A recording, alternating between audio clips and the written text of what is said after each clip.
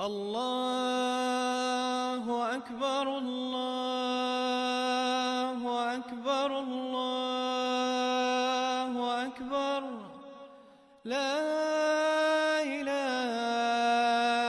إلا الله الله أكبر. Look, these are the official reports concerning the lives of many husbands in our society these days, indicating a trend, stating that in old age, a man's situation at home often becomes quite miserable. Right now, you're still young, fit, and actively providing for them with your own hard-earned money every single day. So everything is going fine for now. But once you eventually grow old and finally retire from work, your social status within the house will become such that you will start to realize that you are no longer the provider, claiming that this old man now has no role except for coughing and asking questions like, where are you going or where are you coming from? Yet a truly grateful and honorable woman and grateful children will say, he provided for us all his life, paid every bill and cared for us deeply. Now we will patiently endure his bitterness as he grows much older. Honorable women, and Alhamdulillah, there are actually many such women, especially those listening to my lecture today. What exactly do they do when these difficult family situations arise? When there is a dispute between the son and the father, she supports her husband. She declares, for me, this old man always comes first above everyone else. He came into my life first. He provided me with shelter and safety. If I raised you with dignity, it was all because of the protection that he provided for us. Therefore, son, I will stand by him, not by you. These are women of true integrity. They believe the husband comes first, while the children only come second in their hierarchy. These are what we call women of honor. As for those without it, once they have squeezed him dry for all his life and energy, he is now considered completely useless to them. So they join forces with the sons to torment the husband, constantly bad-mouthing him in front of the children, blaming him for everything that went wrong. Saying, your father never did this, your father never did that. I have spent my entire life in deep misery because of him. They cry and wail, oh, how I have suffered so much. Well then, you should have just divorced him back then. They reply, but what would I have done? Where would I go to escape this cruel man? I had nowhere else to turn for safety or a roof over my head. That was not his problem. It was actually your own concern. You could have left him. It means you realize that if you had walked away from him back then, your life would have been much worse. You would have been destitute. He saved you from that misery, which is a massive favor he did for you. Is that a small thing for a husband to do? Granted, he has many flaws, but his physical presence was much more beneficial for you than his total absence. That is exactly what a favor is. Do you truly understand what I am saying to you right now, or do you not? Women say, Bali, we have spent our whole lives in torment with this man. To these women I say, why did you stay with him for so long if he was so terrible? Why did you endure it? I should have divorced him? Mufti Sahab, where would I go? It means he was the one who gave you shelter. You needed him back then. He had flaws, but his protection was still essential. His presence was better than him not being there at all. You definitely needed him at that time, so you made full use of him then, depending on him for every single thing while you were young and didn't have anyone else to rely on in your life. Thinking, Benny, where would I go? This man you call wretched at least gave you a home, pays the bills, and is the father of your children, providing a sense of security and family structure. But this trouble actually brought many benefits, didn't it? It means his virtues far outweighed his flaws. For you, his being there in the house was a source of stability, was more vital than his absence. It means the scale of his good deeds was significantly heavier than his bad ones. Now that you no longer need him for your support or protection in your old age, you are choosing to ignore him, you are leaving him, you have ignored him completely. I swear to God, this is not honorable at all. This is happening in our society far too much these days because it is common practice in the Western world now. Now it has started happening here too. A few elderly men from the UK came to me, poor souls, saying, Mufti Sahab, we spent our lives raising kids and our wives also drained us. Now that we are old, no one is even willing to give us any time or attention. I said, well, enjoy it now, keep on crying and just endure a little more time in this state. I know not everyone is like this and not all women behave this way at all. A woman should know that old age is the time when you truly realize the importance of having a companion by your side, how much you love your husband. When sons cause trouble, she should say, son, don't raise your voice to your father like that. I swear it gladdens my heart to hear of such virtuous and honorable women in our society. Even though she no longer needs her husband financially now that he is old, she should say, son, my husband comes first. I will not go against any of his personal wishes or let you go. I will stand by my husband. A man's heart would be overjoyed. Understand this clearly. I repeat this because women often make such inappropriate comments. I'm not accusing all women. We had a mother too, and we spent our lives with her. She never did such things, and many mothers do not behave this way. I am only talking about specific women who do this. I don't mean all women, but some definitely are, and I am speaking particularly about them. Many women, alhamdulillah, support their husbands in old age, and some husbands truly are cruel. They do not fulfill their basic responsibilities or take care of their families. Any responsibility We tell women at that point, look, just separate from them. Why are you wasting your time and life with them? So another problem, I will just explain this specific issue and then I will conclude my talk. Nowadays, a very major problem has arisen in many households across our country, that the husband earns his whole life while the wife is a simple housewife. As the head of the family, he keeps providing and providing for everyone's needs without ever complaining. He does so much. I am speaking of decent men, which alhamdulillah is our societal culture and also Islam's direct command. Who exactly will provide for the family's needs? Men go abroad for years, sending their income back home to provide. Then eventually the sons become able to earn and the man finally retires from his long career. This is a very important issue. I hope this reaches deep into your hearts. What happens to the man? He eventually retires. Now he has no money in his hands at all. Now what do the sons do? They start giving their entire earnings directly to the mother instead of the father. Do you understand what I mean by this change in household dynamics? To whom do some people start giving the money? They give it to the mother. The husband becomes completely dependent on her.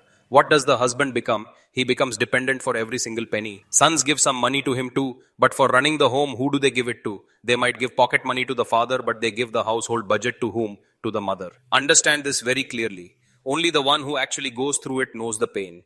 It drives a father to madness. He falls into a state of very deep depression. This thought eats him away from the inside like a termite, thinking, man, until this very day, mine was the hand that stayed on top, providing for every single member of this family. Now I have become dependent for every single penny in this house. On whom? On my wife.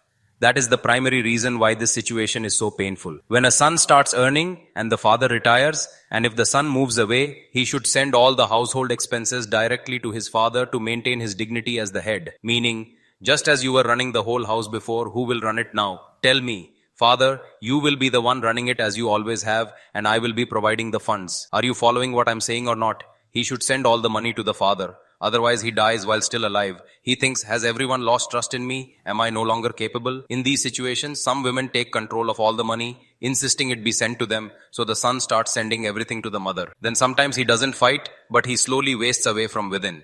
For a man who has always provided, living off his wife's income is not something he can just do without it affecting his well-being. You shouldn't send it to her. In cases where the wife is already working and running the home, then the children should, once the father retires, ensure he still feels respected in financial decisions. So should they send the expenses only to mom? If mom managed it until now, who will do it now? Mom? I'm talking about those fathers who never lived off their wife's income. What did they do all their lives? They provided for everyone indeed. It really tears at their hearts when things like this happen, feeling like no one trusts me anymore. Will I just consume it all? People say, dad doesn't spend on the house. Look, dad has been the one providing all this time, right? So why wouldn't he spend? Friend, whose hands should you send the money to? To dad. But don't ignore mom. Give mom pocket money separately, but for the maintenance, potatoes, onions, tomatoes, gas, electricity, for running the whole house, if you have to send money, then even now, dad was the head of the home before, and who is he now? He is still the head. Even after his retirement, he remains the head. Do you understand or not? Now, I am not saying that you should ignore the mother, that you should ignore mom. Set aside some pocket money specifically for her and keep giving it. Let dad handle the house maintenance. Do you understand? Set aside pocket money for mom. She might fall ill. Take care of her treatment. Some mothers, they get angry and say, give it to me. Why are you giving it to him? Then tell her, mom, dad was the head of the house before, so who will it be now? He should remain the one in charge to keep his self-respect and dignity intact. It will still be dad. This really tears at a man's heart. I'm talking about men with self-respect.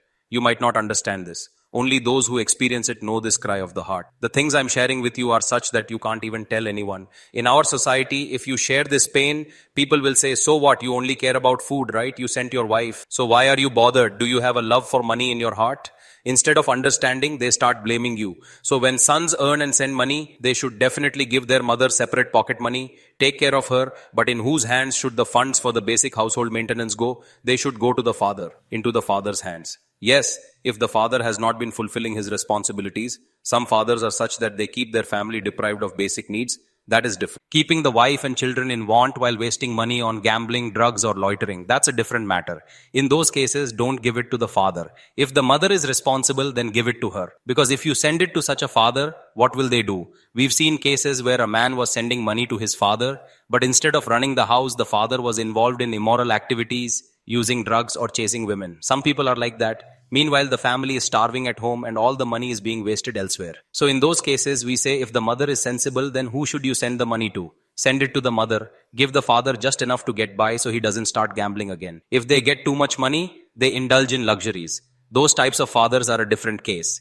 But for normal fathers who have fulfilled their responsibilities, when a son sends money after his father's retirement, where should all that earning go? He should send it to his father and explain things to his mother with love. Mom, father has provided all our lives, so let him provide even now. What's the harm? You've taken from father all your life, so take now too. Mom says, I feel ashamed asking your father. He doesn't give. Well, he has been giving to you all this time, hasn't he? Even a woman takes a certain pride in this arrangement, see? My Sheikh, Hazrat Mufti Rashid Ahmed Sahib, RA, my current Sheikh was his deputy, called him and said, I want to do something special on your behalf today. I want to invest this specific amount of money in a business venture on your behalf.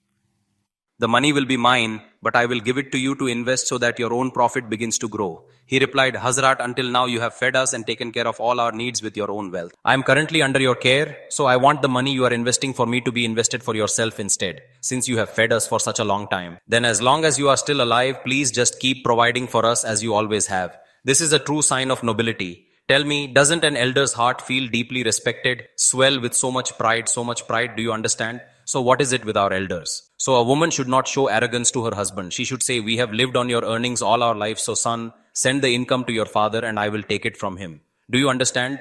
Imagine how happy that makes a father feel. Speak up. You are not grown yet. When you are, you will cry tears of blood listening to these clips because you will realize the truth. You will realize how important it is to respect the provider's dignity even after he is no longer earning. Asking, how did Mufti Sahib know about our situation beforehand? So when a woman says, son, your father always provided for you and educated you from his own income, that is absolutely right. The mother has a role too. She wakes you up for breakfast and cares for you. I am not saying to ignore the mother. A mother is a mother, man. Allah has given her 3 times more rights than the father.